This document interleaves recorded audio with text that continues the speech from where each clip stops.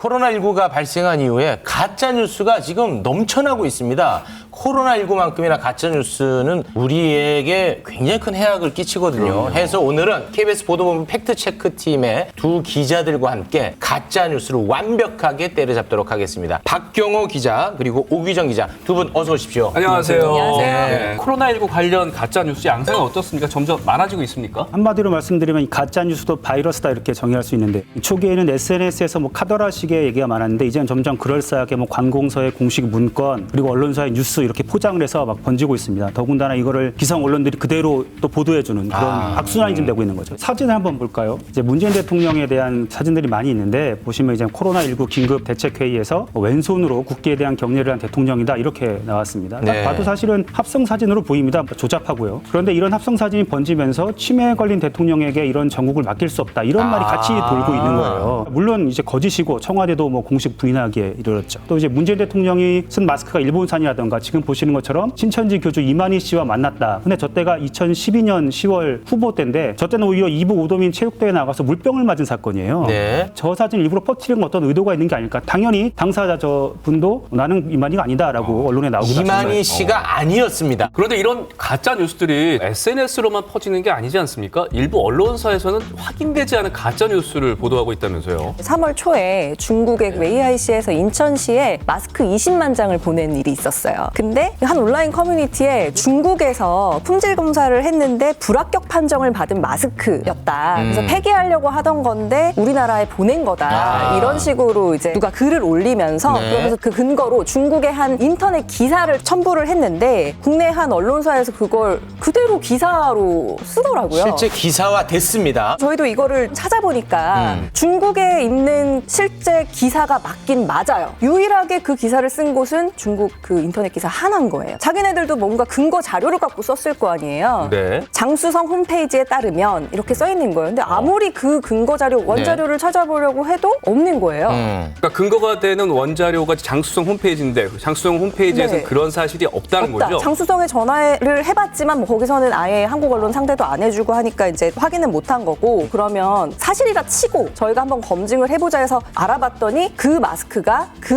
아니었다. 마스크가 달랐던 거죠.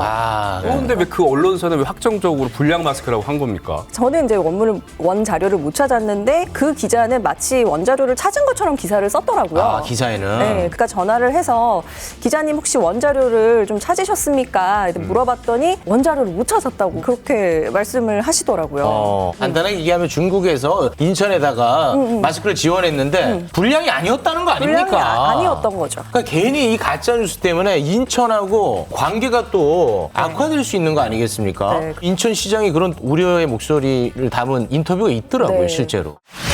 또 다음도 한번 보면은 뭐 기획재정부가 이 제약회사 사장들과 만나서 회의한 결과다 뭐 이런 글도 떠돌았고요. 코트라 본사 전달 요청 메일이라고 이제 출처를 꾸며내기도 했습니다. 뭐 내용은 백신이 뭐 4월경에 나온다. 폐기능이 약한 환자는 뭐 방치한다. 한국은 4월에 피크를 찍을 것이다. 뭐 이런 내용이었는데 뭐 물론 뭐 기재부가 제약회사 만나서 이런 뭐 논의를 한 사실이 없고요. 네. 백신도 뭐 사실 무근입니다. 아예 그냥 가짜 정보다. 최근에 굉장히 뜨거운 이슈가 된 오보가 있지 않았습니까? 진단키트 관련한 오보가 있었습니다.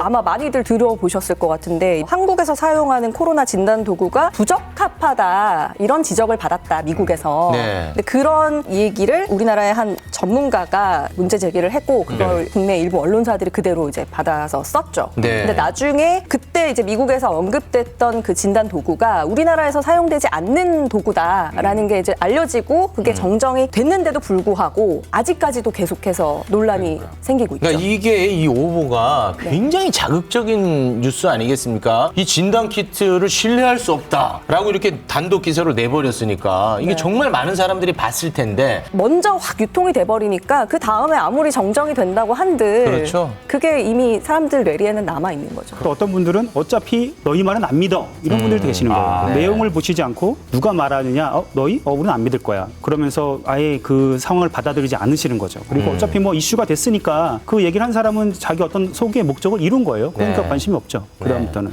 뿐만 아니라 이런 가짜 뉴스, 잘못된 정보가 또 우리에게 매우 위험하게 됐다는 것도 판명이 됐잖아요. 최근에 그 얘기를 한번 드리고 싶은데 발병 초기부터 이제 소금에 관한 허위 정보가 네. 많이 돌았습니다. 근데 사실은 저희는 이런 말을 드리면 거 맞으면 이제 누가 믿을까? 너무 뻔하니까. 그런데 최근에 그런 일이 실제로 벌어졌죠. 성남 지역의 모 교회에서 네. 코로나19를 예방하겠다고 소금물을 이제 분무기로 뿌렸지 않습니까? 네. 그런데 제가 말씀드리고 싶은 거는 비난이나 초점이 사람이 맞춰지는 게 아니라는 점을 좀 말씀드리고 싶은 거예요. 네. 왜냐하면 지금 이제 코로나19가 좀 새로운 질병이잖아요. 새로운 질병이기 때문에 기존에 받았던 처방이 다 무의미해지는 거예요. 그러면 당연히 사람들은 어떤 대안이나 처방을 원할 건데 거기에 대답을 해줘야 될 전문가나 보건 당국은 책임을 져야 되니까 이걸 연구를 해야 되고 어떤 근거를 찾아야 되니까 그렇죠. 공백이 생긴다고요. 시간이 걸리죠. 네, 그럼 그 시간 동안 사람들은 불안하니까 어떤 정보에 기댈 수밖에 없어요. 맞습니다. 그러면서 자기한테 원래 친했던 사람들, 자기가 자주 갔던 대화방, 그리고 따지지 않고서 거기서 오는 정보, 그리고 내가 할 수 있는 방법을 찾는 거죠. 그러니까 그분들한테는 소금물이 그냥 이런 위기 상황에서 쉽게 할 수 있는 생존 수단이었던 거예요. 근데 또 이렇게 보시면 나는 안 그럴 건데 이런 분들 계세요. 네.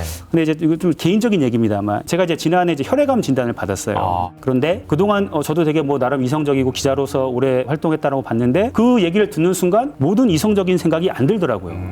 특히 이 암에는 국제적이고 공인된 치료법 그리고 통계 수치가 있음에도 불구하고 주변에서 하는 말에 혹하고 혹시나 이런 말을 하게 됩니다. 또 절박하니까. 그렇죠. 그런데 어느 분들께는 지금 이런 상황이 그런 위기인 거예요. 그러니까 그런 위기에 뭔가 원하는 정보가 있는데 전문가나 공인기관은 사실은 멀고 대화방은 가까운 거죠. 이제 공포심이 높아질 때는 이 가짜뉴스에 더 기대게 된다. 이제 그런 말씀을 해주신 것 같습니다. 뭐 걱정하시는 분들 댓글도 많고 그러는데 이제 건강 괜찮으신 거죠? 네, 뭐 회복하고 있는 중입니다. 건강합니다. 예. 네.